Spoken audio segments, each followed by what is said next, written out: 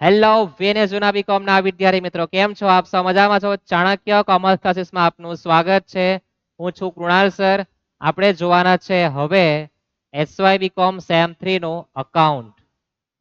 Same 5 માં ટીવાય BCom માં આપણે જોયું છે કે આપણે જે દાખલાઓ આપ્યા હતા, ઘણા એવા હતા જે થિયરી આપી હતી, તેના સંદર્ભે જ આખું પેપર હતું. અને રોકડ પ્રપત્રકનો દાખલો 14 ગુણનો આપણે જે પહેલો શરૂઆત કરો તે દાખલો રકમ સહિત હતો. બેચ મારી થોડી ચેન્જીસ કરી હતી, થિયરી તેની તે જ હતી. જો કન્સેપ્ટ તમારા ક્લિયર હોય દરેક ચેપ્ટરના, તો ટીઆરબીકોમમાં કોઈને મુશ્કેલી પડી હશે નહીં. હવે આપણે એ જ પ્રમાણે સેમ 3 માં પણ આપણે લેક્ચર પૂરા કરવાના છે. કોસ્ટિકના 10 ટેક્સેશનના, અને સમય રહે તો આપણે સ્ટેટિસ્ટિકના પણ લેક્ચર ગોઠવવાના છે. તો સૌપ્રથમ આપણે કોસ્ટિંગ થી શરૂઆત કરવાના છે. એસવાય બીકોમમાં સેમ 3 માં જે તમારું કોસ્ટિંગ છે, પેપરનું નામ દરેકને ખબર છે, advance account and auditing paper number 1, જેને તમે તમારી ભાષામાં શું કહો, કોસ્ટિંગ કહેતા છો. યાદ છે ને? તમારી જે એક્ઝામ છે એનું ટાઈમ ટેબલ તમારી પર હશે જ. આપણું જે પેપર છે કોસ્ટિંગનું, તે ક્યારે આવવાનું છે? 11/11/25 છે. અને ટાઈમ છે કેટલા વાગ્યાનો? 2:30 થી 4:30. બપોરે મસ્ત નિરાંતે 12 થી 2 આરામ કરી જવાનું ને પછી પેપર આપવા જવાનું. કેટલું સારું છે. કોઈને ઊંઘ આવી જોઈએ નહીં. અને શિયાળાનો સમય, હવાર ઠંડી બહુ લાગે એટલે 10 વાગે બધા ઉઠે અને પછી એક્ઝામ આપવા જવાના છે. બરાબર ને?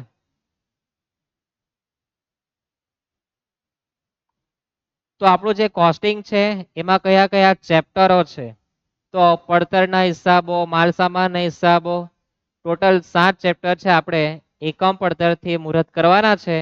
આટલા બધા ચેપ્ટર અને તમારું પ્રશ્નપત્ર તો કેટલા માર્કનું છે? 50 માર્કનું. ગુણભારનો ખ્યાલ નહીં હોય તો આપણે તે પણ ચર્ચા કરી દઈએ કે તમારો જે પ્રશ્ન નંબર 1 10 ગુણનો આવવાનો છે. તમારે 7 માંથી કોઈ પણ 5 પ્રશ્નો કરવાના છે.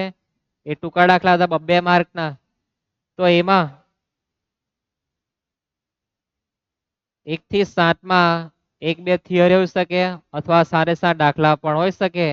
પણ 1 કે 2 થિયરી તો આવી શકે, દાખલા ચાન્સીસ વધારે છે.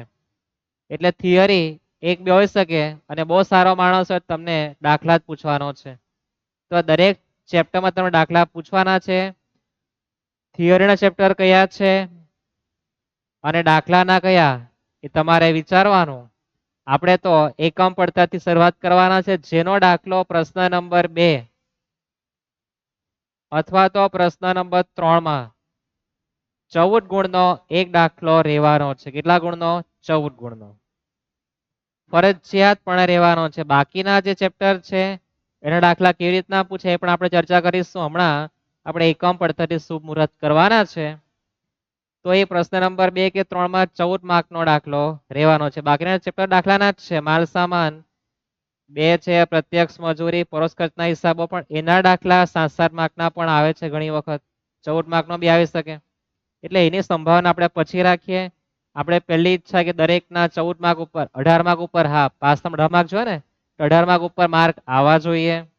પછી વધારા માર્ક તરફ જવાનું છે. આપણે 14 ગુણનો જે દાખલો આવવાનો છે, 10 જ દાખલા આપણે જોવાના છે. એનાથી વિશેષ કઈ નહીં આવે એક્ઝામમાં. આપણે 10 દાખલા જોવાના, એના સંદર્ભે જ દાખલો નીકળવાનો છે. કન્સેપ્ટ ક્લિયર હોવો જોઈએ. 10 માંથી કોઈ દાખલો છાપીને નથી આપી દેવાના. આપી દે તો બહુ જ સારું, દાખલો પૂરેપૂરો છાપીને. પણ છાપીને નહીં આપે, તમારા કન્સેપ્ટ ક્લિયર હશે તો 14 માંથી 14 માર્ક આવશે. આપણે પહેલા મહત્તમ માર્ક એટલે કે પાસ થવાના માર્ક આવવા જોઈએ, પછી વધારાના માર્ક તરફ આપણે મહેનત કરાવવાના છે. તો પહેલા આપણે 14 માર્કનો ચેપ્ટર છે, દાખલો 14 માર્કનો છે. એમથી આપણે શુભ મુહૂર્ત કરો છે. પ્રશ્ન નંબર 2 અથવા 3 માં 14 માર્કનો હોઈ શકે. દાખલો છે આપણી પર, જોઈએ. હવે આપણે સીધું દાખલા તરફ જતા છે. દાખલા કેવી રીતના ગણવાનો છે, અંદર કયા પ્રકારની થિયરી લોજિક લાગવાનું છે, એ આપણે દાખલો ગણવાની સાથે ચર્ચા કરીશું.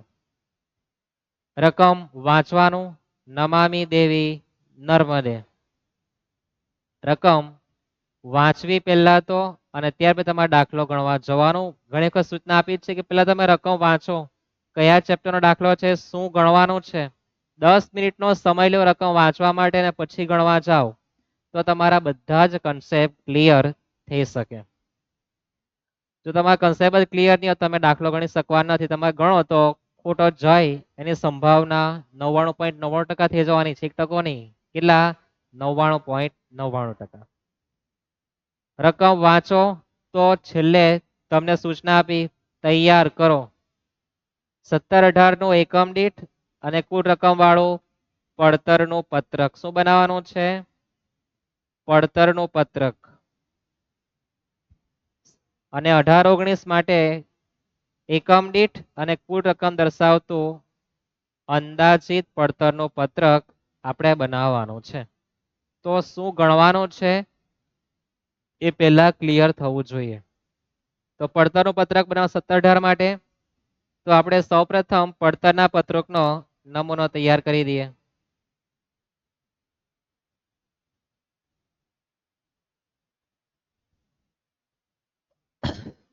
સૌપ્રથમ પડતરના પત્રકનો નમૂનો તૈયાર કરવો. કેમ? તો આપણને જે માહિતી આપી છે તેના માટે તમે જો નમૂનો ફોર્મેટ જો તમને ખબર હોય, તેમાં માત્ર આપણે કિંમત જ મૂકવાની રહી. ખ્યાલ આવે? એટલે આપણે નમૂનો સૌપ્રથમ બનાવતા શીખવાના છે. શીર્ષક આપવાનું પડતરનું પત્રક, વિગત એકમ દીઠ અને રકમ રૂપિયા.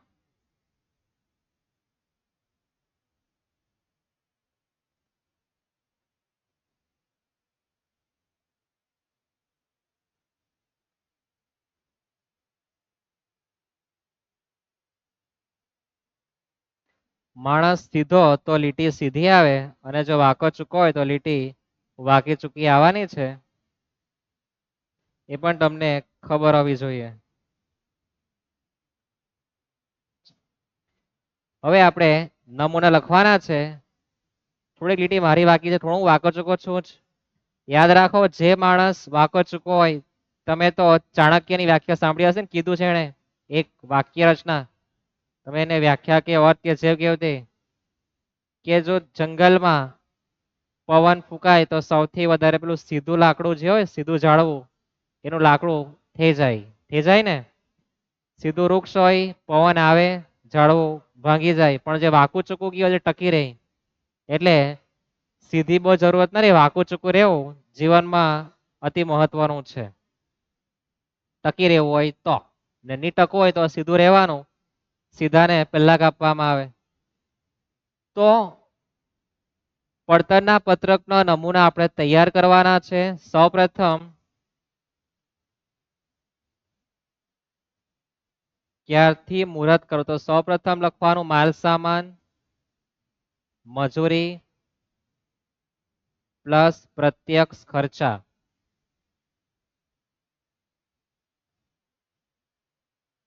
જે આવે તે પ્રાથમિક પડતર. શું? પ્રાથમિક પડતર. ત્યાર પછી બી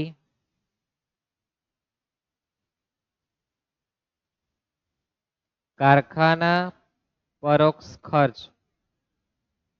એનો શીર્ષક આપવાનું છે. એમાં બે ખર્ચા લખવાના છે, સ્થિર અને ચલિત. પહેલો દાખલો છે, આપણે શાંતિથી અડધો કલાક ઉપર સમય લેવાના છો. ઓકે? કે તમે ભણી ગયા હોય, દિવાળી વેકેશન તમે પરીક્ષા આપવા જવાના, દિવાળીમાં તમે એટલા બધા મશગુલ હોવ કે આ બધું દિવાળી પૂરી થાય પછી યાદ આવે. એટલે તેના માટે આપણી આ પૂર્વ તૈયારી છે. તો પ્રાથમિક પડતરમાં આપણે કારખાના ખર્ચ ઉમેરી દેવાનો. શું કરવાનું? ઉમેરવાનું. તો આપણને મળે કારખાના પડતર. શું મળે? કારખાના પડતર. ત્યાર પછી નંબર 3 અથવા સી લખી દેવો, ઓફિસ પરોક્ષ ખર્ચ. એને જ કહેવાય વહીવટી ખર્ચા. એને જ કહેવાનું છે વહીવટી પરોક્ષ ખર્ચા. પણ એ પણ તમારું શીર્ષક ચલિત અને સ્થિર ખર્ચ. જે આવે તે આપણી ઓફિસ પડતર. શું? ઓફિસ પડતર. થઈ ગયો છે આટલું. બાકીનું આપણે બીજા પેજ પર લેવાના છે.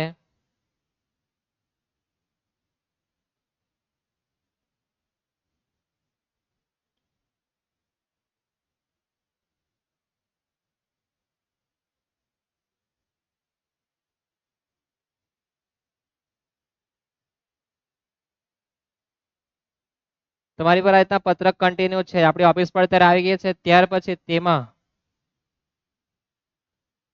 પ્લસ તૈયાર માલનો શરૂઆતનો સ્ટોક માઇનસ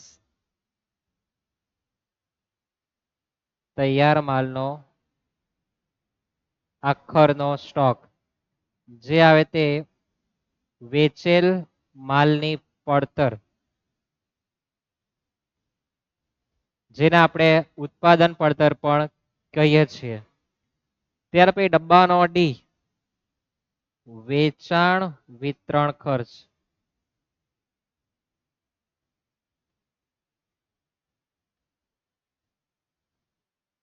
ચલિત અને સ્થિર, જે આવે તે આપણી કુલ પડતર પ્લસ નફો, જે આવે તેને આપણે વેચાણ કહેવાના છે. આ આપણું પડતરના પત્રકનો નમૂનો છે. તમારે માહિતી જોઈ છે તે પ્રમાણે તમારે પત્રક બનાવવાનું છે. આપણને માલ સામાન મજૂરીના બધું આપ્યું, તમે આ રીતના પત્રક તૈયાર કરવાનું છે. સમજાય? અથવા તમારે આ નમૂના મોડે જ કરી નાખવાનો. પડતરનું પત્રક એટલે કે તમે કોઈ વસ્તુનું ઉત્પાદન કરો તેની પડતર કિંમત કેટલી રાખવી, એના માટે તમારે આ બનાવવું પડે. આ કોઈ ગોખણપટ્ટીનો વિષય નથી, સમજશક્તિનો વિષય છે. પડતર, કોઈ વસ્તુ તમારે પડતર નક્કી કરવા માટે આટલો પ્રોસેસ કરવી પડે કે ભાઈ માલ સામાન કેટલા માલ આવેલા છો, તમે મજૂરી કેટલી કરી, પ્રત્યક્ષ ખર્ચા કેટલા કરી એની પાછળ, તો એને આપણે પ્રાથમિક પડતર એટલે કે પ્રાથમિક એટલે મૂળભૂત આટલી વસ્તુ તો આવવી જોઈએ.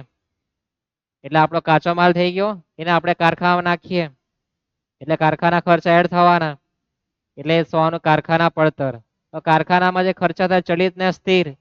હવે ચલિત ખર્ચ કોને કહેવાય, સ્થિર કોને કહેવાય તે પણ આપણે ચર્ચા કરવાના છે, પણ 2 મિનિટનો સમય પછી.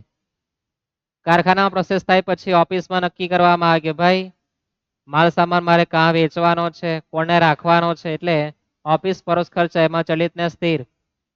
વેચાણ કરવું તો કેટલા રૂપિયાનું કમિશન આપણે એને આપવાના છે, એટલે આ બધા ઓફિસ ખર્ચા છે આપણા. વસ્તુ વેચવા પણ જે ખર્ચો થવાનો છે ઓફિસ ખર્ચા. પછી ઓફિસ પડતર મળે એટલે કારખાના પડતર છે, એમાં ઓફિસ ખર્ચો ઉમેરી દેવો. ભાડું તમારું જે હોય ગોડાઉનનું હોય જે હોય તે બધું બહુ બધા ખર્ચા છે. જેટલું જરૂર છે આપણે એટલું જોવાના છે. ભાડું હોય, ટાર ટપાલ હોય, બીજી ઓફિસમાં શું આવે, ઓડિટ ફી, એ બધું ઓફિસ પડતરમાં આવવાનું છે. ત્યાર પછી ચોથું છે વેચાણ વિતરણ ખર્ચા. શું? વેચાણ વિતરણ ખર્ચ. થઈ તો ગયું, પણ વેચવા માટે કાં કેટલા માણસો રાખવાના, એને કેટલું કમિશન આપવાનું, આ બધું આપણે જોવાનું છે. અહીંયા પેલા પર કમિશન નહીં આવે, વેચાણ પર કમિશન અહીંયા આવવાનું છે. હા, આપણે ત્યાં બોલાઈ ગયો હતો, બરાબર ને. વેચાણ પર કમિશન વેચાણ વિતરણ ખર્ચમાં આવે. જાહેરાત ખર્ચ આવે. બીજું શું આવે? સેલ્સમેન નો પગાર, પેકિંગ ખર્ચ, ગોડાઉન ખર્ચ, બધું આવવાનું છે ને. વખાર રાખો તે. ઓફિસ નું ભાડું અલગ છે, ગોડાઉન ભાડું અલગ છે. ઓફિસ ભાડું વહીવટમાં આવે, આમાં નથી આવતા. આમાં શું આવે? વખાર, ગોડાઉન ભાડું આવે. પછી જેનો સરવાળો થાય ને કુલ પડતર કહેવાય, ને પ્લસ તમે કેટલા રૂપિયા નફો લેવા માંગો તે, ને પછી કેટલા વેચો તે, આ પડતરનું પત્રક. સમજાયું આટલું? એકદમ સામાન્ય ભાષામાં ચર્ચા કરી છે. એટલે કે આ દાખલા તમને તમારા જીવનમાં કામ લાગતા જ છે. તમારે કઈ વસ્તુ વેચવી હોય બનાવીને, તો આટલું તમારે કામગીરી કરવી પડે. હવે વાત કરીએ આપણે ચલિત ને સ્થિર ખર્ચની. તો ચલિત ને સ્થિર ખર્ચ માટે આપણે ચલિત ખર્ચની ચર્ચા કરીશું અને સ્થિર ખર્ચની ચર્ચા કરવાના છે. ચલિત ખર્ચ કોને કહેવાય? તો તમે 5 વસ્તુ બનાવો અને એનો ખર્ચો તમારો 50 રૂપિયા થાય. કેટલો થાય? 50 રૂપિયા. સ્થિર ખર્ચને આપણે હમણાં સાઈડ પર નાખીએ. તો 5 વસ્તુ પરનો ખર્ચો 50 રૂપિયા થતો હોય તો 3 વસ્તુ પરનો ખર્ચો કેટલા રૂપિયા થાય? 30 રૂપિયા. કેવી રીતના સમજવાનું તે આપણે જોઈએ. 2 વસ્તુ પરનો ખર્ચો 20 રૂપિયા, 10 વસ્તુ પરનો ખર્ચો 100 રૂપિયા, 100 વસ્તુ પરનો ખર્ચો 1000. તો ચલિત ખર્ચ કોને કહેવાય? તો એકમ અને આ જે રકમ છે, તો રકમ આપણી 50 રૂપિયા છે 5 વસ્તુ માટે, તો એક વસ્તુ પર કેટલા હોઈ શકે? 10 રૂપિયા. તો 10 રૂપિયા શું કહેવાય? એકમ દીઠ ખર્ચ. શું કહેવાય? એકમ દીઠ ખર્ચ. કે 5 વસ્તુનો એકમ દીઠ ખર્ચ તો 50 રૂપિયા થાય. 3 વસ્તુનો એકમ દીઠ ખર્ચ 10 તો કેટલા થાય? 30 રૂપિયા. આ આપણો ચલિત ખર્ચ. હવે કેવી રીતના સમજવાનો તે આપણે જોઈએ. તો એકમ બદલાય તો રૂપિયા પણ બદલાઈ જવાના. 5 એ 50 હોય તો 3 એ 30 થાય, 2 એ 20 થાય, 10 એ કેટલા થાય? 100. તો 100 પ્રમાણ કેવો છે? 100 પ્રમાણ વધે અથવા તો ઘટે. કેવો? 100 પ્રમાણ. તો એને આપણે ચલિત ખર્ચો કહેવાના છે. યાદ રાખજો, ચલિત ખર્ચ કોને કહેવાય? તો 100 પ્રમાણ વધે કે ઘટે. 5 એકમના 50 રૂપિયા તો 3 એકમના કેટલા થાય? 30. 10 એકમના કેટલા થાય? 100 રૂપિયા. કોઈની ઈચ્છા મારે તો 12 વસ્તુ કેટલા થવાના છે? 120 રૂપિયા. કિંમત એકમ દીઠ કેવી રહે? બધામાં સરખી. તો જેમાં એકમ દીઠ કિંમત સરખી રહે તેવા ખર્ચને ચલિત ખર્ચ કહેવાય. શું કહેવાય? ચલિત ખર્ચ. જેમાં એકમ દીઠ કિંમત કેવી રહેવાની છે? સરખી. વધે તો પણ સપ્રમાણ, ઘટે તો પણ સપ્રમાણ. હવે વાત કરીએ આપણે સ્થિર ખર્ચની. તો સ્થિર ખર્ચમાં આપણી 5 વસ્તુ, એના રૂપિયા પણ 50, 10 વસ્તુ એના પણ 50, 15 વસ્તુ એના પણ 50 અને 50 વસ્તુ એના પણ કેટલા? 50 રૂપિયા. એકમ દીઠ ફેરફાર આમાં સીધો વધવાનો ઘટવાનો નથી, બરાબર છે. જો કિંમત બદલાય એકમ દીઠ તો એને આપણે સ્થિર ખર્ચો કહેવાય. સ્થિર ખર્ચ ટૂંકમાં રૂપિયા બધામાં કેવા રહે? સરખો. તમે 5 વસ્તુ લાવો તો એ 50 રૂપિયા, અથવા 5 વસ્તુ બનાવો તેનો બી ખર્ચો 50, 10 વસ્તુ બનાવો તેનો પણ ખર્ચો 50, 15 વસ્તુ ખર્ચ તો એ 50. જેમાં રૂપિયા કેવા રહે? સરખા. જે ખર્ચના રૂપિયા સરખા રહેતા હોય તેને આપણે સ્થિર ખર્ચો કહેવાનો, જે એકમ દીઠ બદલાતો હોય છે. તમે 50 ભાગ્યા 5 કરો તો એકમ દીઠ 10 થવાનો. અહીંયા 10 50 50 5 રૂપિયા થવાનો. એકમ દીઠ બદલાઈ જવાનો. એકમ દીઠ બદલાય તે આપણો સ્થિર ખર્ચો. અને સપ્રમાણ વધે ઘટે તે ચલિત ખર્ચો. હવે ટૂંકમાં યાદ રાખવાનું તમારે 2 શબ્દ. જો સ્થિર ખર્ચ હોય તો તમારે માત્ર રૂપિયા જોવા, અને જો ચલિત ખર્ચ હોય તો શું જોવાનું? એકમ દીઠ એની રકમ જોવાની. કઈ રકમ જોવાની છે? એકમ દીઠ. 2 શબ્દ યાદ રાખજો. સ્થિર ખર્ચમાં શું જોવાનું? રૂપિયા. ચલિતમાં શું જોવાનું? એકમ દીઠના રૂપિયા જોવાના. એકમ દીઠ ભાવ જોવા જવાનો. રૂપિયા આપણે કાઢી જ નાખીએ. ચાલો, એકમ દીઠ કિંમત જોવા જવાની. શું જોવાની? એકમ દીઠ કિંમત. હવે આપણે જે પડતરનું પત્રક બનાવેલું છે એમાં પ્રાથમિક પડતર પહેલાના ખર્ચા ચલિત કહેવાય. શું કહેવાય? યાદ રાખજો. પ્રાથમિક પડતર પહેલાના ખર્ચા ચલિત. ચલિતમાં શું જોવાનું? તો આપણે જોઈ ગયા. શું જોવાનું ચલિતમાં? એકમ દીઠનું ખાનું. અને ત્યાર પછીના જે ખર્ચા છે, કારખાના, ઓફિસ, વેચાણ વિતરણ, એ સ્થિર ખર્ચા. એમાં શું જોવાનું? રકમ જોવી. શું જોવાની? રકમ જોવી. ઓકે. પણ કારખાના ખર્ચમાં જે ચલિત છે, ચલિતનો નિયમ લાગે. સમજાયું? પછીના બધા ખર્ચા સ્થિર, પણ એમાં જો ચલિત હોય, ચલિતનો નિયમ લાગવાનો છે. એટલે ચલિતમાં એકમ દીઠ તરફ ડોક્યું કરવાનું અને સ્થિરમાં રકમ રૂપિયા તરફ ડોક્યું કરવાનું. બીજે કશે નજર નાખવી નહીં. આ 2 ખર્ચના તમને સમજ પડવી જોઈએ. બીજું બધું તો આવડી જવાનું છે. પ્રાથમિક પડતર પહેલાના ખર્ચા ચલિત અને પછી સ્થિર ખર્ચા. આપણી આજે 15 મિનિટ છે બહુ મહત્વની છે. આપણે સમજાવેલું છે થિયરી, એનો કન્સેપ્ટ ક્લિયર હોવો જોઈએ. હવે 2017-18 ની માહિતી આપણે જે આપી તે વાંચીએ. કીધું છે કે નર્મદા લિમિટેડ મહત્તમ ઉત્પાદન ક્ષમતા, આપણે દાખલાની શરૂઆત હવે થતી છે. આ તો ટ્રેલર હતું, ટ્રેલર પિક્ચર પતી ગયું. હવે આપણે પિક્ચર જોવાની શરૂઆત કરીએ. નર્મદા લિમિટેડ મહત્તમ ક્ષમતા એટલે કે પૂરેપૂરી કેપેસિટી 100% ધંધો કરે તો 2000 એકમો તૈયાર કરી શકે. એમ કે માલ સામાન છે, મજૂરી છે, કારખાના પરોક્ષ ખર્ચા કાઉન્સમાં એવું આપેલું છે કે 60% ચલિત. તો 60% ચલિત, તો તમારા મગજમાં વિચાર આવવો જોઈએ કે 40% સ્થિર ખર્ચો કહેવાય. કેટલો કહેવાય? 40% સ્થિર. આવું તમને વિચારતા આવડવું જોઈએ રકમ વાંચ્યા પછી. આ મારે તમને સમજાવવાનું છે. કારખાના પરોક્ષ ખર્ચા 60% ચલિત, તો સ્થિર કેટલા કહેવાય? 40%. સમજાય આટલું? બે પ્રકારના ખર્ચા સમાયેલા છે. આપણે નમૂનામાં લખ્યું ચલિત ને સ્થિર.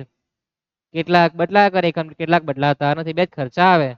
ત્રીજો આવે અર્ધો ચલિત, પણ તમને હાલ પૂરતું કઈ આપેલ નથી, એમ તમારે નજર પણ નાખવી નહીં.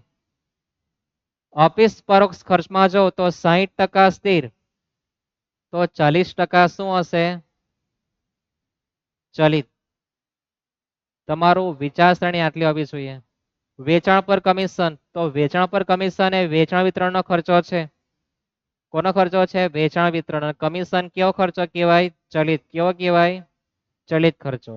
સ્થિર વેચાણ ખર્ચ, વેચાણ ખર્ચનો છોકરો સ્થિર જે છે આપણી પર જે નમૂનો છે એમાં ચલિત ખર્ચ એટલે આપણને કમિશન આપેલું છે, સ્થિરમાં રૂપિયા આપણને તૈયાર આપેલા છે.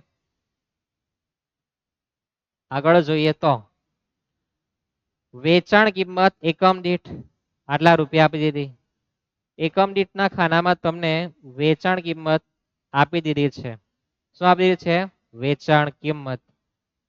ત્યાર પછી વેચાણ કાઉન્સમાં ખરેખર ઉત્પાદનના 80% 1200 એકમ છે. કેટલા એકમ છે? 1200 એકમ.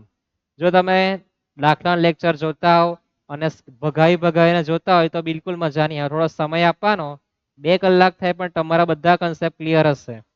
પણ સ્કીપ કરીને જતા રહીને પછી મારો મહત્તમ સારામાં સારો શબ્દો તમે એને ઇગ્નોર કરી નાખેલો હોય તો આમાં કઈ સમજ જ નહીં પડે. પછી એવું થાય તમને, મને જ નહીં થાય, તમને થાય. એટલે શાંતિથી આપણે ઉતાવળ કરવાની નથી. વેચાણ આપેલું છે ખરેખર ઉત્પાદનના 80% કાઉન્સમાં 80% અને પછી આપણને 1200 એકમ આપેલા છે.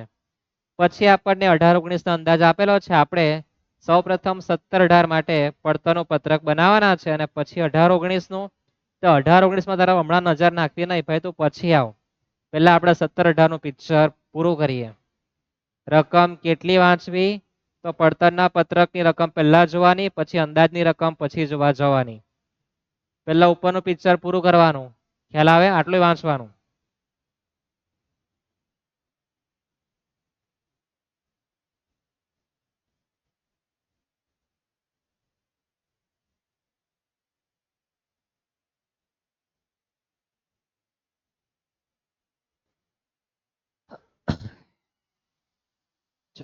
હવે રકમ તમારે વાંચવાની અને શરૂઆત કરવાની. સૌપ્રથમ ઉત્પાદનના એકમ લખવા. શું લખવા? ઉત્પાદનના એકમ. તો ઉત્પાદનના એકમ તમારે એકમ દીઠના માથા ઉપર લખી દેવાનું. ક્યાં લખી દેવાનું? ઉત્પાદન એકમના માથા ઉપર. તમારે શીર્ષક આપવાનું વર્ષ 2017-18 નું પડતરનું પત્રક. શીર્ષક શું આપવાનું? વર્ષ 17-18 નું પૂછ્યું, 17-18 નું પડતરનું પત્રક, જે આપણે આટલું પિક્ચર જોવાનું છે. હવે આપણને કીધું છે કે ખરેખર ઉત્પાદનના 80% ઉત્પાદન થતું છે. એમ કે તો આપણું જે ઉત્પાદન છે એને 80% આપણે વેચેલા છે. એમ કે જો વેચાય કેટલા? 1200 એકમ. કાઉન્સમાં કીધું કે ખરેખર ઉત્પાદન ને 80%.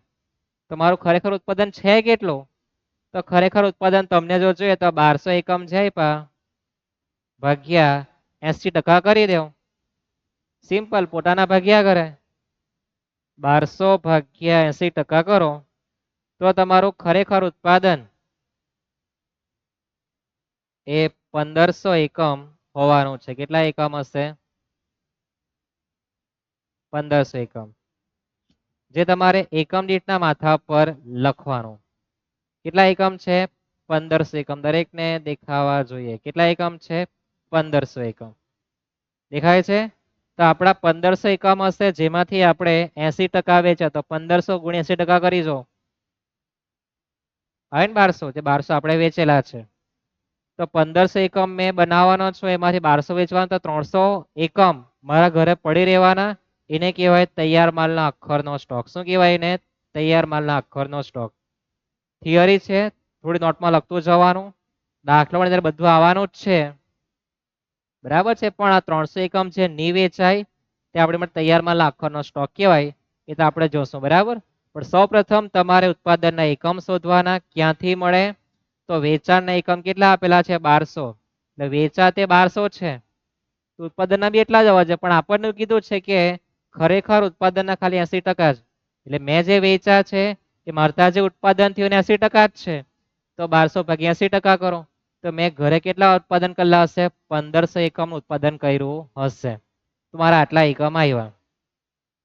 યાદ રહેશે? આ નમૂનો યાદ રહેવો જોઈએ, એકમ લખવાનું યાદ રહેવું જોઈએ. 2020 પછી મેં તો એટલું જોયું કે માણસ જો જીવતો છે કે મરી ગયો, જો જાણવું હોય તો શું માણસ જીવતો છે કે મરી ગયો એ જો જાણવું હોય તો મોબાઈલમાં વોટ્સએપમાં ગુડ મોર્નિંગ મેસેજ જોઈ લેવાનું, સ્નેપચેટ પર સ્નેપ જોઈ લેવાની. જો રોજ આવતું હોય તો સમજો કે માણસ જીવતો જ છે. અને જો મેસેજ આવવાના બંધ થઈ ગયા 10 દિવસથી, સ્નેપ આવવાના બંધ થઈ ગયા, તો સમજી રહેવાનું કે ભાઈ ગયા કે બેન ગયા આપણા ક્યાં? હરિધામમાં. કેટલું ખરાબ છે કે લોકો રોજ સવારે ગુડ મોર્નિંગ ગુડ નાઇટ ના મેસેજ મોકલે, તે બી કેવા બધા ફોરવર્ડ કરીને. સમયનો વ્યર્થ. ત્યાર પછી તમારે તમારું પેલું ઇન્ટરનેટ આવે તેનો વ્યર્થ કરો. માણસ નવરો થઈ ગયો મોબાઈલ આવ્યા પછી. ખતરનાક મનોરંજન લઈ આવેલા છે. આ ગુડ મોર્નિંગ ગુડ નાઇટ બધું છોડવાનું. બધા ખબર જ છે તમે કેટલા બધા એકબીજાને પ્રેમ કરો તે. લાગણીશીલ પ્રેમ એ તમારો વિષય રહ્યો. ચાલો છોડીએ આપણે એને. એકમ લખાઈ ગયા. તો આપણી મહત્તમ ક્ષમતા કેટલી છે? 2000 એકમની. એમાંથી આપણે 2017 માત્ર 1500 એકમ તૈયાર કરીને આપણે આપવાના છે. તો નમૂનો તૈયાર છે. માલ સામાન 217,500 રૂપિયા આપેલા છે. તો રકમના ખાનામાં લખવાના 217,500. અને એકમ દીઠ કેવી રીતના મળે? તો કેલ્સીમાં 217,500 ભાગ્યા 1500 એકમ કરવાના. તો એકમ દીઠ માલ સામાનની કિંમત 145 આવે. એટલે એક એકમ મને 145 માં મળ્યો. મેં માલ સામાન ખરીદેલો છે, આટલા મને મળ્યો. આવું કેવા માંગે. આ સમજવું જોઈએ. ગોખણ પટેલ છે સમજ શક્તિનો છે, કાં કામ લાગે એ પણ જાણો. ગણો તો બધા જ ગણી નાખે. શું કહેવા માંગ્યા? કે તમે 2,17,500 નો માલ લાવેલા છે, જેની એક એકમની કિંમત 145 રૂપિયા થાય. એટલે એકમ દીઠનું ખાનું આપણે એના માટે બનાવ્યું છે, જાણવા માટે. એક એકમ મને કેટલા મળે? 145 માં. ખ્યાલ આવે? ત્યાર પછી મજૂરી આપણને આપી છે 1,87,500. રકમના ખાનામાં લખવાનું 1,87,500 ભાગ્યા 1500 કરો 125. ત્યાર પછી પ્રત્યક્ષ ખર્ચા આપેલા નથી. તો જે આવે તેને આપણે પ્રાથમિક પડતર કહીશું. માલ સામાન પ્લસ મજૂરી પ્લસ પ્રત્યક્ષ ખર્ચા જે આવે તે આપણી પ્રાથમિક પડતર. 145 પ્લસ 125 થાય કેટલા? 270 ગુણ્યા 1500 એકમ કરવાનું. શું કરવાનું? ગુણ્યા 1500. તો બાજુમાં તમારે સરવાળો કરવાની જવું પડે કે 217,500 વત્તા 1,87,500 એટલે 4,05,000 થઈ જ જવાના છે. અહીંયા 170 આવ્યા, 270 ગુણ્યા 1500 કરો. ખ્યાલ આવ્યા? સમજાય? છે ને સરળ વસ્તુ, અઘરી વસ્તુ નથી ને. તો હવે આપણે કારખાના પરોક્ષ ખર્ચનું શીર્ષક છે એમાં બે ખર્ચા ચલિત અને સ્થિર છે, આપણે એમાં રૂપિયા લખવા જવાનું. શીર્ષકમાં લખવાની કઈ જરૂર નથી. કેમ? તો આપણને સૂચના આપી છો, કારખાના પરોક્ષ ખર્ચા 60% ચલિત અને 40% આપણે સમજી ગયા. શું હતું? શું હતું? સ્થિર ખર્ચા. વાંચો અને સમજો. કારખાના પરોક્ષ 60% ચલિત, તો ચલિતમાં લખવાનું 60%, 100 પર ગણાય તો બાકીના 40% સ્થિર કહેવાય.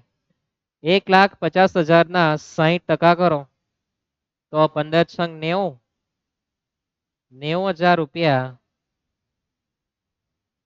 ચલિતમાં લખવાના અને 1,50,000 ના 40% કરો 15 ચોક 60, 60 ક્યાં લખવાના? સ્થિર ખર્ચમાં.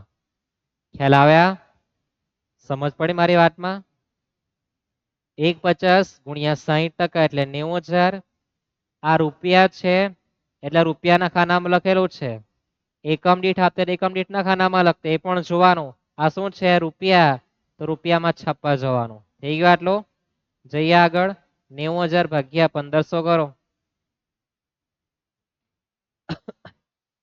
તો કેટલા આવવાના છે? 60. અને 60,000 ભાગ્યા 1500 કરો તો 40.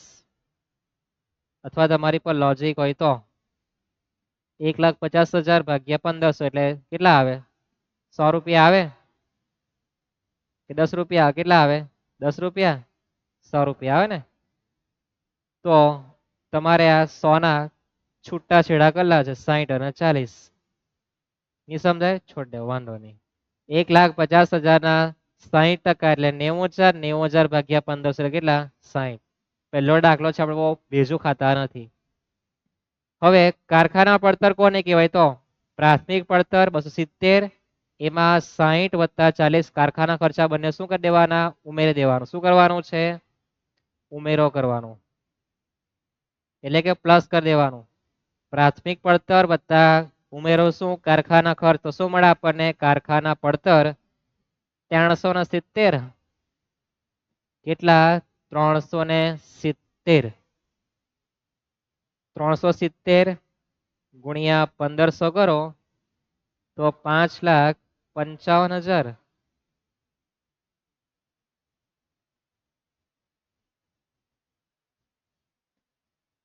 થઈ ગયો છે આટલો. વહીવટી ઓફિસ ખર્ચા પણ આપણે ઉમેરીશું.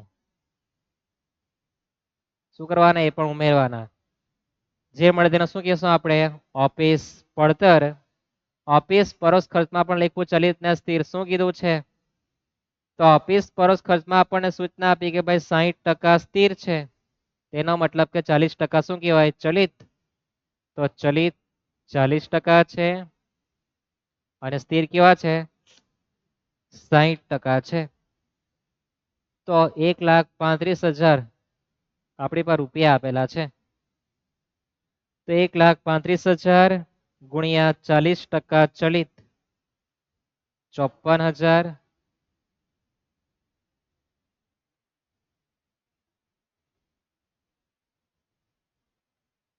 અને 1,35,000 ગુણ્યા 60% કરો કેટલા આવે? 81,000 ભાગ્યા 1500 એકમ કરી દેવ તો અહીંયા આવવાના 54. 54,000 ભાગ્યા 1500 એકમ કરી દેવ, અહીંયા આવવાના 36. થઈ ગયું? 54,000 ભાગ્યા 1500 એકમ 36 મળે. 81,000 ભાગ્યા 1500 કેટલા મળે? 54. હવે કેલ્શિયમ વાપરો. કારખાના પડતરમાં ઓફિસ ખર્ચા શું કરવાના?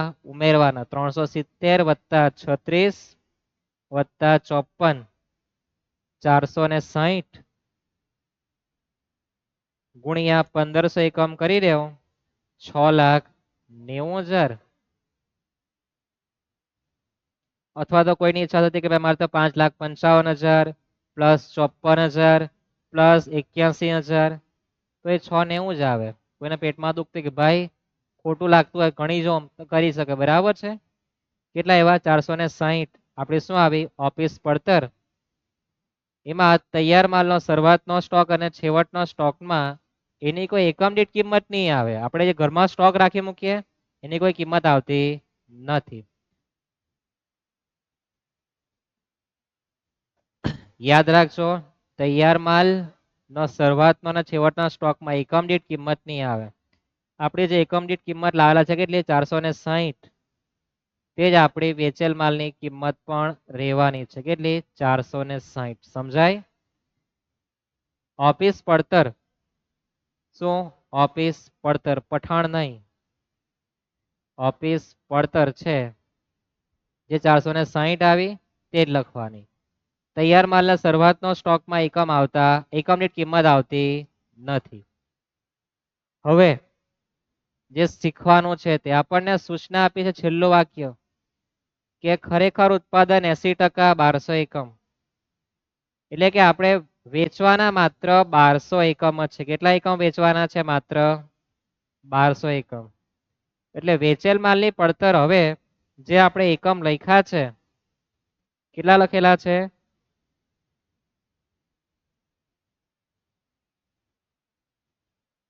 1500 એકમ. તેમાંથી માત્ર આપણે 1200 એકમ જ વેચવાના. શું વેચવાના? 1200 એકમ. તો 300 એકમ આપણો તૈયાર માલના સ્ટોકમાં પડી રહેવાના. કેટલા? 300 એકમો જે આપણે વેચવાના નથી. હવે કિંમત કેવી રીતના લાવવી, રકમ કેવી રીતના લાવી તે જોઈ લઉં. એકદમ સિમ્પલ ભાષા. 1200 એકમ વેચવાના છે મારે, 300 પડી રહ્યા બધાને ખ્યાલ આવી ગયો. એકમ દીઠ કિંમત તેની તે જ રહે તો 1200 ગુણ્યા 460 કરી દેવાના. 1200 એકમ ગુણ્યા કરો 460,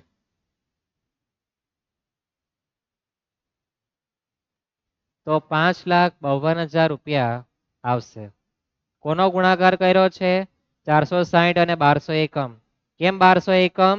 તો 1500 એકમ કેમ નહીં ગુણ્યા? તો આપણને સૂચના આપી છે કે વેચેલા એકમ કેટલા છે? માત્ર 1200 જ. તો એનો મતલબ કે 300 મારે એકમ ઘરમાં પડી રહેવાના છે. એની કિંમત કેવી રીતે નક્કી કરવાની? તો એની કિંમત નક્કી કરવી એકદમ ઈઝી.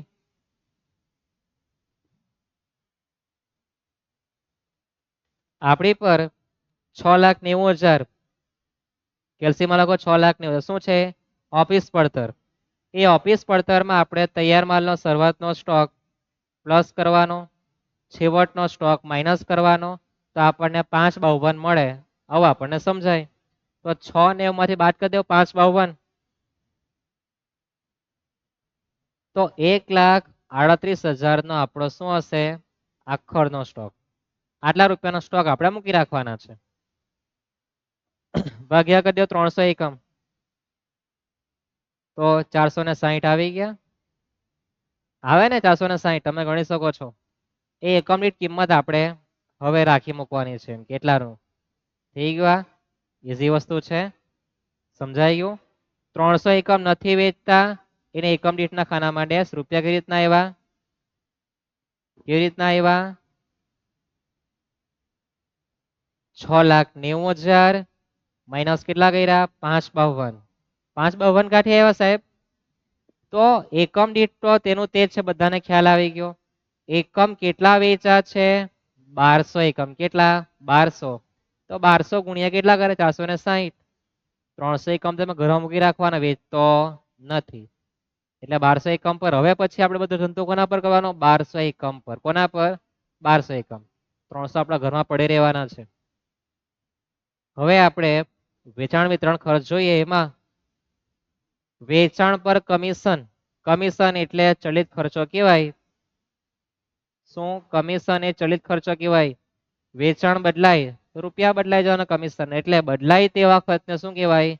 ચલિત ખર્ચ. યાદ રાખજો. તે આપણને રૂપિયા આપેલા છે કેટલા? 96. અને સ્થિર વેચાણ ખર્ચો કેટલા આપેલો છે? 72,000. થઈ ગયું આટલું?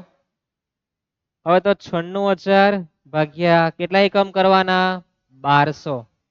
કેટલા કરવાના? 1200. 1500 કેમ નહીં? આપણે સમજી ગયા. 300 આપણે મૂકી રાખ્યા ઘરમાં, વેચતા જ નથી. તો એકમની કિંમત કેટલી આવે એની? 80 રૂપિયા. 72,000 ભાગ્યા 1200 60 રૂપિયા. તો આપણી જે વેચેલ માલની પડતર આવે એમાં વેચાણ વિતરણ ખર્ચ આપણે શું કરવાના ઉમેરવાના, એટલે કે 460 પ્લસ 80 પ્લસ 60 600.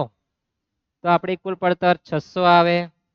600 ગુણ્યા કેટલા કરવાના 1200 7,20,000. અને કોઈને પેટમાં બળતું હોય કેવી રીતના આવી ગયા તો 5,52,000 પ્લસ 96,000 પ્લસ 72,000 7,20,000 આવવાના છે. હવે નફો ક્યાંથી આવે અને વેચાણ ક્યાંથી આવે છે કઈ આપેલું? તો જો વેચાણ કિંમત એકમ દીઠ તમને આપી છે. શું આપી છે? એકમ દીઠ વેચાણ કિંમત દેખાય દરેકને? કેટલી આપી છે? તો એ આપણને આપી કેટલી 750. કેટલી આપી 750. તો વચ્ચે સેટિંગ કેટલું થાય 150. સાહેબ આ સેટિંગ એટલે શું? તો સેટિંગ એટલે કઈ નહીં, કુલ પડતર 600 રૂપિયાની વસ્તુમાં વેચો 750 માં, તમે નફો કેટલો લીધો હોય 150 રૂપિયા. કેટલા આવે 150. સમજાય ને? રિપીટ કરું, તમારી કોઈ વસ્તુ 600 રૂપિયાની હોય અને લોકોને વેચ્યા હોય 750 માં, તો વચ્ચે 150 રૂપિયા દેગા તે શું હોય નફો વધારાનો. ગુણ્યા કેટલા કરવાના 1200. 1500 ગુણ્યા 150 ગુણ્યા 1200 1,80,000 પ્લસ 720 કરો તો પણ 9 લાખ આવે.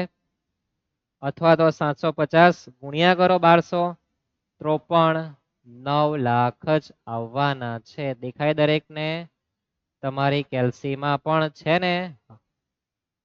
તો અહીંયા આપણું પડતરનું પિક્ચર પૂરું થયું. દરેક થિયરી શાંતિપૂર્વક સમજાવી છે. શું કહેવા માંગે બધી ચર્ચા કરી છે. સમય લીધો છે વધારે. ડીપમાં દરેક વસ્તુ આપણે ડીપલી અંદરથી જોયું છે. આપણે અંદર ઘૂસણખોરી ખોરીને જોયું છે. આપણે જોયું છે ને? પછી સ્પીડમાં જવાના છે. થઈ ગયા પડતરનું પત્રક. હવે આપણે બનાવવાના છે અંદાજી પડતરનું પત્રક. સેમ જ શું બનાવવાના છે? અંદાજી પડતરનું પત્રક.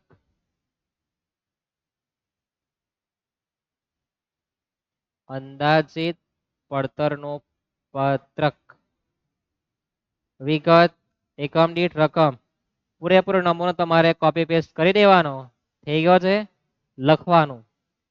સૌ પ્રથમ એકમ માટે વાંચે તે પહેલા હવાલા બધા જોવા. નમૂનો તૈયાર થઈ ગયો છે. શું કરવાનું? રકમ પડને કી ક્યાં વાંચો. ઉત્પાદન અને વેચાણ પૂર્ણ ક્ષમતાએ. તો નર્મદા લિમિટેડની મહત્તમ ક્ષમતા કેટલી છે 2000. તો 2000 એકમો થશે આવું કહેવા માંગે. કોના? તમારા ને મારા. ઉત્પાદન અને વેચાણ પૂર્ણ ક્ષમતાએ થવાનું છે. તેનો મતલબ કે મારે એકમ દીઠના માથા પર લખવા કેટલા પડે 2000 એકમ લખવા પડે. સમજાયું? માલ સામાનના ભાવમાં 20% અને મજૂરી દરમાં 8% વધારો છે. તો આપણે જે પડતરનું પત્રક બનાવેલું છે એમાં માલ સામાન પર તમારે લેફ્ટ સાઈડમાં જઈને ખરું કરી દેવાનું અથવા બાજુમાં જ ખરું કરી દેવાનું. આના પર હવાલો છે. ત્યાર પછી વાંચો. મજૂરી દરમાં 8% વધારો છે. અહીંયા પણ ખરું કરી દે. વધારો એટલે વધે. તો સામા વધારો કરવાનો. તો પ્રાથમિક પડતર પહેલાના ખર્ચા ચલિતમાં શું જોવાનું? એકમ દીઠ જોવાનું. 145 માં આપણે 20% ઉમેરીશું. 125 છોટી બચ્ચી હું કેમ કે તેના 125 માં 8% ઉમેરો કરીશું. આવું કીધું છે. ત્યાર પછી સ્થિર કારખાના ખર્ચમાં 10% વધારો. સ્થિર કારખાના ખર્ચ આમાં બી હવાલો છે. સ્થિર વેચાણ ખર્ચમાં 65,000 સુધી ઘટશે. તો સ્થિર વેચાણ ખર્ચમાં બી આપણે ખરું કરી દઈએ.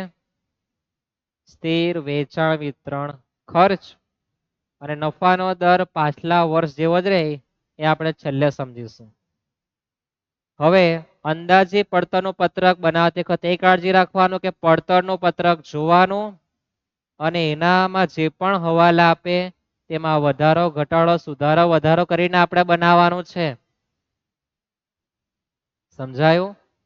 અંદાજે પડતરનું પત્રક તમારે પડતરની માહિતી જોઈને બનાવવાની છે. ખ્યાલ આવ્યો? જઈએ આપણે જોઈએ.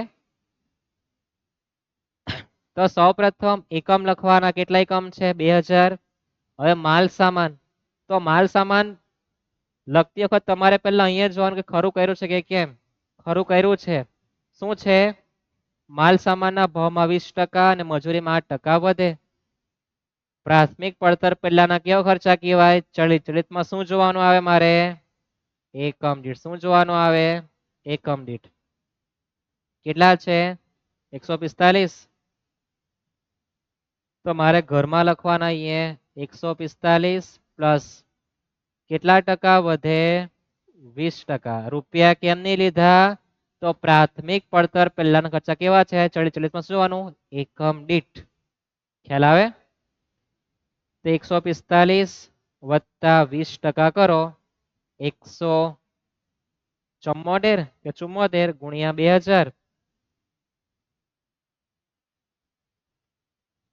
3,48,000 નહીં 48,000. ત્યાર પછી મજૂરી. તમે જોઈ શકો મજૂરી કેટલી છે આપણી?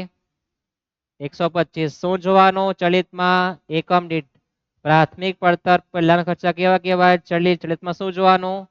એકમ દીઠ 125. 125 માં શું કીધું છે? 8% વધે. તો તમે જેવું લખો તેવું જ કામ કેલ્સીમાં કરવાનું. 125 છોટી બચ્ચીઓ કેમ કે તેના જેવું 125 પ્લસ 8% 135 ગુણ્યા 2000 2,70,000. પ્રત્યક્ષ ખર્ચા કોઈ આપેલા નથી. કરો સરવાળો 174 પ્લસ 135 309 ગુણ્યા કરી દો 2000 6,18,000. થઈ ગયો આટલું. કારખાના પરોક્ષ ખર્ચમાં જો તો ચલિત છે પેલું. ચલિતમાં કોઈ હવાલો મળે ચલિતમાં શું જોવાનું? ચલિતમાં ક્યાં देखने का? એકમ દીઠ કેટલા છે? 60. હવાલો કોઈ છે નથી તો 60 મારે લખવાના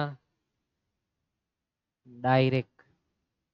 ચલિતમાં કોઈ ફેરક પડતો નથી. ચલિતમાં શું એકમ દીઠ 60 ગુણ્યા 2000 એટલે 1,20,000. સ્થિર છે તમારે સ્થિરમાં જોવાનું. ખરું કરેલું છે એટલે કે હવાલો છે. સ્થિરમાં શું જોવાનું આવે? રકમ રૂપિયા. શું જોવાનું? રકમ રૂપિયા. કેટલા રૂપિયા છે? 60,000. હવાલામાં શું કીધું છે? સ્થિર કારખાના ખર્ચ 10% વધે. શું કીધું છે? સ્થિર કારખાના 10% વધે. કેટલા છે? 60,000. તમારે કાઉન્સમાં લખવાનું 60,000 વધે એટલે શું ચાલે માર્કેટમાં? વત્તા 10%. અને જેવું લખે તેવું કામ કેલ્સીમાં 60,000 પ્લસ નું બટન 10 પછી ટકાનું બટન આવે ને 66,000 ભાગ્યા કરી દો 2000. તે એકમ દીઠ કિંમત કેટલી આવે? 33. પછી કારખાના પડતર એટલે શું? પ્રાથમિક પડતર એટલે કે 309. એમાં કારખાના ખર્ચ બંને ઉમેરી દો. શું મળે? કારખાના પડતર 309 પ્લસ 60 પ્લસ 33 402 ગુણ્યા કરી દેવાનું 2000 8,04,000. અને કોઈના પેટમાં દુખતું હોય તો પ્રાથમિક પડતર 6,18 એમાં પ્લસ કરો 21 પ્લસ કરો 66 કેટલા થવાના? 8,04,000. આ ઉમેરવાનું આયુ ઉમેર બધા ખર્ચા ઉમેરતું જ જવાનું. ખર્ચા જ છે પડતર મળે આપણને. ઓફિસ પરોક્ષ ખર્ચમાં જોઈએ તો કોઈ હવાલો આપેલો નથી. ચલિતમાં શું જોવાનું? એકમ દીઠ. સ્થિરમાં શું જોવાનું? રકમ રૂપિયા. તો ચલિતમાં મારે 36 જોવાનું અને સ્થિરમાં 81,000 જોવાનું. હવાલો કોઈ નથી, બેઠું છાપવાનું. ચલિતમાં 36 અને સ્થિરમાં રકમ બેઠી જ લખવાની. ક્યાં? પડતરના પત્રકમાં જોઈને અંદાજી પડતરના પત્રકમાં લખવો. ચલિતમાં એકમ દીઠ બેઠું જ લખવાનું, સૂચન કઈ નહીં મળે એટલે સ્થિરમાં બેઠા શું લખવાનું? રૂપિયા લખવાના. પછી ગુણ્યા ભાગ્યા. 36 ગુણ્યા 2000 કરે તો તમને ખબર છે કેટલા થવાના? કેટલા થવાના? 36 દુ 72 અને 81,000 ભાગ્યા 2000 40.5 થવાના. 40.5 402 પ્લસ 36 પ્લસ 40.5 478.5 ગુણ્યા કરી દો 2000 તો 9,57,000 પ્લસ કરી જાઓ 8,04,000 પ્લસ 72,000 પ્લસ 81,000 કરી જોવાનું. 957 થાય કે કેમ ચેક કરી જો કેટલા થવાના છે. તૈયાર માલનો શરૂઆતનો અને છેવટનો સ્ટોક. તો આપણને કઈ સૂચના નથી આપી કે ભાઈ આટલું વેચો. તો તૈયાર માલનો શરૂઆતનો છેવટનો સ્ટોકમાં ડેશ થઈ જવાની છે. આપણને કોઈ આવી સૂચના આપી નથી કે આટલું વેચવું નથી આપીને, તો આપણે કોઈ માથાકૂટ કરવા નહીં જવાનું. કઈ નથી આપ્યું હરિભાઈ. તો ઓફિસ પડતર જે આવે તે જ આપણી વેચેલ માલની પડતર થવાની. કેટલી? 478.5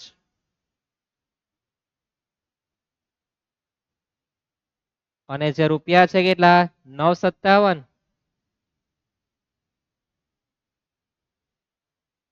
કોઈ ફરક પડતો નથી.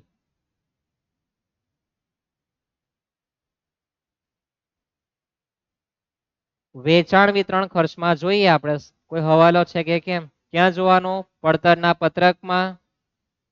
તો એમાં ચલિતમાં કોઈ હવાલો આપેલો નથી. ચલિતમાં શું જોવાનું? એકમ દીઠ કેટલા છે? 80. તો 80 લખી દઈએ. સ્થિરમાં તો હવાલો છે.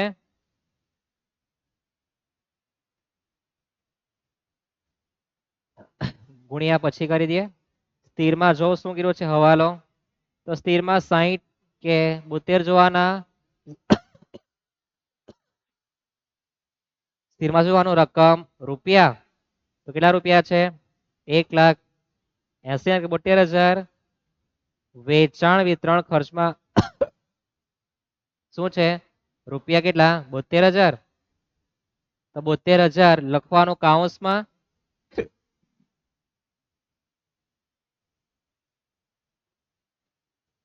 શું કીધું છે? સ્થિર વેચાણ પરોક્ષ ખર્ચ 65,000 સુધી ઘટે. એટલે કે મારે અહીંયા વેચાણ વિતરણ ખર્ચા લખવાના કેટલા? 65,000. આવું કે ટૂંકું ને ટચ. એવું નહીં કીધું કે આ જે છે એમાં 7,000 રૂપિયાનો શું કરવાનો છે? ઘટાડો. એવું નહીં કીધું. શું કીધું? સ્થિર વેચાણ ખર્ચા 65,000 સુધી ઘટાડો. એટલે કે મારે બહાર 65,000 લખવાના. આવું કહેવા માંગે. સમજાઈ ગયું? 7,000 ટૂંકમાં ઘટાડો થાય એવું સીધું નહીં આપે, આ ઊંધું પૂછે. સુધી ઘટે તો આટલા લખવાના. સુધી એટલે બેઠું લખવાનું. યાદ રાખો ટૂંકું ને ટચ. સુધી એટલે બેઠું લખી દેવાનું. હવે આપણે ગુણ્યા ભાગ્યા કરી દઈએ. તો સૌપ્રથમ તો 80 છે, એના ગુણ્યા 2,000. તો બાજુવાળા હતા 1,60,000. 65,000 ભાગ્યા કરો 2,000 તો 32.5. કુલ પડતર ગણીએ તો 478.5 પ્લસ 80 પ્લસ 32.5 તો 591.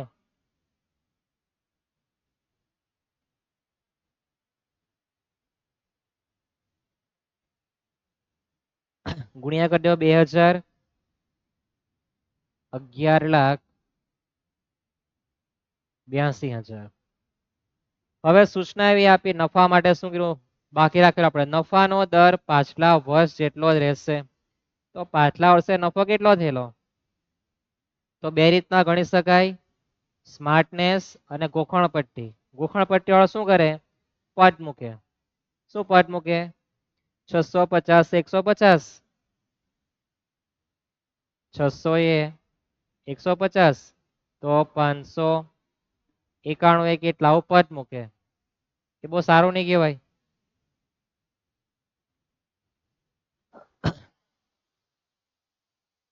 પદ મૂકવાવાળો માણસ મૂર્ખ કહેવાય. કેલ્સીમાં 150 ભાગ્યા 600 પર ટકાનું બટન કરવાનું, એટલે કે આપણે 25% નફો લીધો એમ કહેવાય. કેવી રીતના મળેલા 25% નફો? 150 ભાગ્યા 600, 150 ભાગ્યા 600 ટકાનું બટન કરો, એટલે કે પડતરના 25% આપણે નફો લીધો છે એમ કે. કેટલા ટકા? 25%. 600 ગુણ્યા 25% 150 થાય કે નહીં થાય? ચેક કરવાનું. 600 ગુણ્યા 25% થઈ ગયા? થઈ ગયા ને? હા, તે યાદ રાખવાનું છે. સમજાયા? ભાઈ તમારી ઈચ્છા, તમે પદ મૂકો નહીં મૂકો.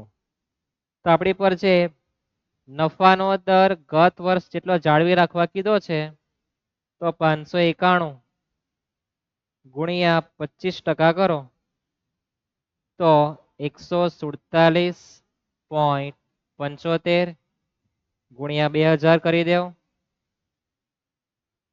તો 295,500 પ્લસ કરી દેવ ઉપરના 1182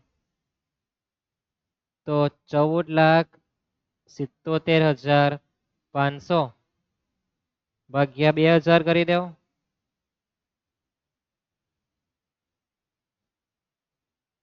$738.75 અથવા તો 591 પ્લસ કરો 47.75 તો પણ તમારા આન્સર 138.75 આવવાનો છે. એ તમારા 14 માર્ક પૂરા થઈ ગયા. આપણે ભલે 1 કલાકનો સમય લીધો છે એક દાખલા માટે, પણ આપણે બધી સમજૂતી ક્લિયર કરી છે કે પડતરનું પત્રક બની જાય પછી અંદાજી પડતરના પત્રકમાં જૂનું જોતું જવાનું અને નવામાં ચેન્જીસ કરતું જવાનું. પ્રાથમિક પડતર પહેલાના ખર્ચા ચલિત એમાં એકમ દીઠ જોવાનું. એકમ દીઠમાં 145 હતા, 145 માં શું કર્યું આપણે? 20% ઉમેરો કરી દીધું છે.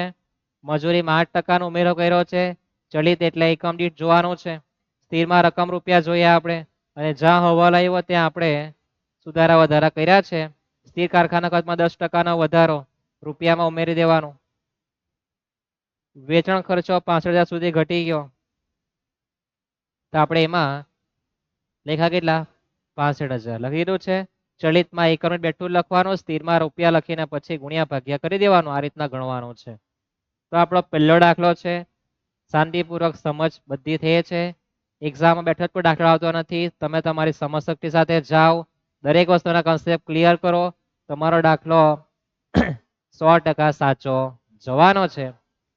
આપણો પહેલો લેક્ચર છે, સાથે પ્લસ ટેલર પણ આપણું પૂરું થાય છે. અહીંયા નેક્સ્ટ લેક્ચરમાં બાકીના દાખલા આપણે જોવાના છે. ચેનલ પર નવા જોડાય તો સબસ્ક્રાઇબ કરવાનું ભૂલતા નહીં. સેમ 4 નું આપણે લાઈવ ભણાવવાના છે. કોસ્ટિંગ, કોર્પોરેટ અને ટેક્સેશન અને સમરી તો સ્ટેટ પણ એમાં સબસ્ક્રાઇબ થવા જોઈએ. મોનેટાઈઝ થાય નહીં ત્યાં સુધી લાઈવ ભણાવાતું નથી. એટલે આ તમારા પર મારા એક ઉપકાર રહેશે, તમારો મારા પર એક ઉપકાર હોવાનો છે. સબસ્ક્રાઇબ કરવાનું ભૂલતા નહીં. તમારા મિત્રને વિડીયો મોકલી આપો જેનો આ ચેપ્ટર સરખી રીતના સમજાયો નથી, એને મોકલી આપો શાંતિપૂર્વક. જો ભાઈ 1 કલાક બધા જ કન્સેપ્ટ ક્લિયર કરાવ્યા છે ને? ચલિત ખર્ચના કન્સેપ્ટ, સ્થિરના કન્સેપ્ટ, નમૂનો કેવી રીતના લખવાનો, આખાનો સ્ટોક કેવી રીતના યાદ રાખવાનો, બધું જ આપણે ચર્ચા કરી છે. સબસ્ક્રાઇબ કરવાની જવાબદારી તમારી છે. મળીએ નેક્સ્ટ લેક્ચરમાં. સીતારામ.